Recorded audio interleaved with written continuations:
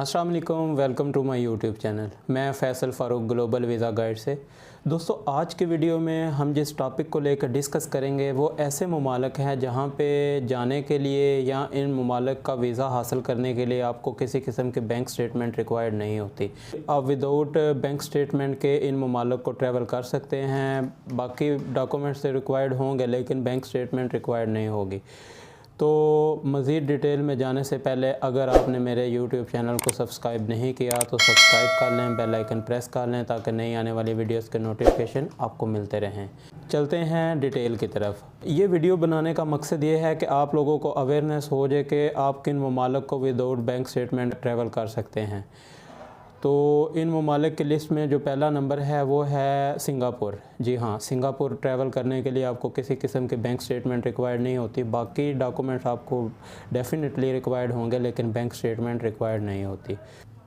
इस लिस्ट में जो दूसरा कंट्री है वो है मालदीव। मालदीव जाने के लिए आपको किसी किस्म के बैंक स्टेटमेंट की ज़रूरत नहीं है, कोई वीज़ा रिक्वायर्ड नहीं है। आपको सिंपली टिकट बुक करनी है और आपके पास कंफर्म पेड होटल बुकिंग होनी चाहिए। जब आप मालदीव का ट्रैवल करते हैं तो सिंपली आप जब लैंड करेंगे मालदीव के एयरपोर्ट पे तो आपके पासपोर्ट पे एंट्री की स्टैंप लगा दी जाती है। आप ट्रैवल करके आपको 30 डेज़ के बाद वापस आना होगा। जो तीसरा कंट्री है वो है श्रीलंका। जी हाँ, श्रीलंका के लिए भी आपको किसी किस्म की बैंक स्टेटमेंट रिक्वायर्ड नहीं है। श्रीलंका का ETA अप्रूव करवाना होता है। ETA हम ई वीज़ा को कहते हैं। जब आप श्रीलंका का ETA अप्रूव हो जाता है तो आप ट्रैवल कर सकते हैं। यहाँ के लिए भी जो बेसिक रिक्वायरमेंट हैं, आपको return paid air ticket required होगी और पेड होटल बुकिंग रिक्वायर्ड होती है। इस लिस्ट में जो चौथा कंट्री है वो है कतर। कतर भी आपको ऑन अराइवल वीज़ा देता है। कतर में आप मैक्सिमम 30 डेज़ स्टे कर सकते हैं। इस वीज़ा पे कतर ट्रैवल करने के लिए आपको वीज़ा रिक्वायरमेंट नहीं होती। यहाँ के लिए भी आपको simply paid hotel booking required होगी और रिटर्न एयर टिकट चाहिए होती है। एक चीज़ मैं वाज़े कर दूं, ये ऑफ़र सिर्फ कतर एयरलाइन की सर्विसेज हासिल करने वालों के लिए ही अवेलेबल है। बाकी किसी एयरलाइन के थ्रू आप वहां पे जाएंगे तो आपको Qatar on arrival visa issue नहीं करता।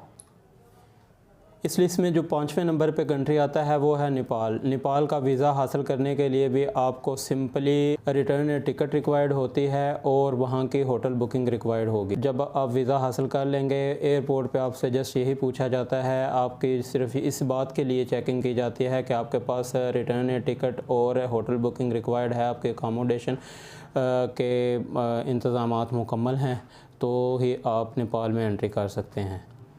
जो 6ठे नंबर पे कंट्री आता है वो है लाओस। लाओस बेसिकली लाओस का वीज़ा हासिल करने के दो तरीके हैं। एक तरीका ये है कि आप थर्ड कंट्री नेशनल के तौर पे इसका वीज़ा अप्लाई कर सकते हैं क्योंकि इनकी एम्बेसी पाकिस्तान में नहीं है। और दूसरा तरीका ये है कि आप थाईलैंड और या मलेशिया में ट्रैवल कर रहे हों और कुआलालंपुर या बैंकॉक से लाओस की एम्बेसी में आप वीज़ा अप्लाई करें और आपको वीज़ा मिल जाता है। लाओस में ट्रैवल करने के लिए आपको बाई एयर जाना पड़ता है। आप बाई ट्रेन नहीं जा सकते क्योंकि ये रिस्ट्रिक्टेड है। आप वहाँ पे बाई ट्रेन ट्रैवल नहीं कर सकते। आप वहाँ पे as a tourist by train travel नहीं कर सकते। नेक्स्ट कंट्री जो आता है लिस्ट में वो है कंबोडिया। कंबोडिया का वीज़ा भी आप सेम तरीक़ा से हासिल कर सकते हैं। अगर आप मलेशिया या फिर थाईलैंड का ट्रैवल कर रहे हैं तो आप वहाँ से जाके कंबोडिया के एम्बेसी से वीज़ा हासिल कर सकते हैं। यहाँ पे आप बाई एयर और बाई ट्रेन दोनों तरीक़ों से जा सकते हैं। इस लिस्ट में जो नेक्स्ट नंबर आता है वो है वियतनाम।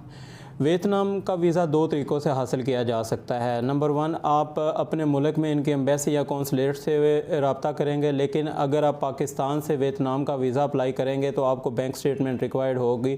वियतनाम का वीज़ा हासिल करने के लिए जो दूसरा तरीका है वो है आप प्री वीज़ा अप्रूवल मंगवा लेते हैं। वहाँ पे कोई आपका दोस्त रिश्तेदार होता है तो उसके थ्रू आप वहाँ का प्री वीज़ा अप्रूवल मंगवाते हैं।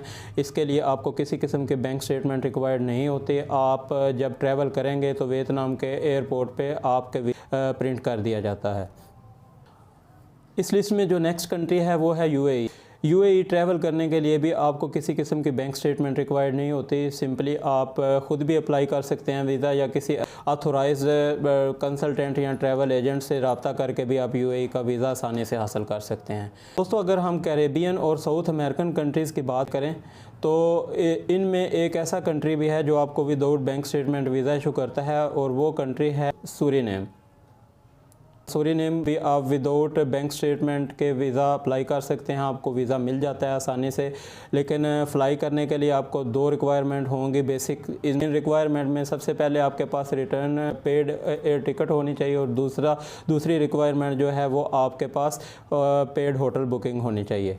तो ये थी दोस्तों शॉर्ट सी वीडियो जिसमें मैंने आपको डिस्क्राइब किया, डिफ़ाइन किया कि कौन से कंट्रीज़ आपको विदाउट बैंक स्टेटमेंट के वीज़ा इशू करते हैं।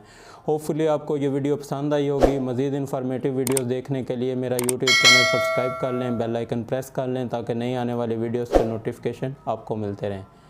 अल्लाह हाफ़िज़।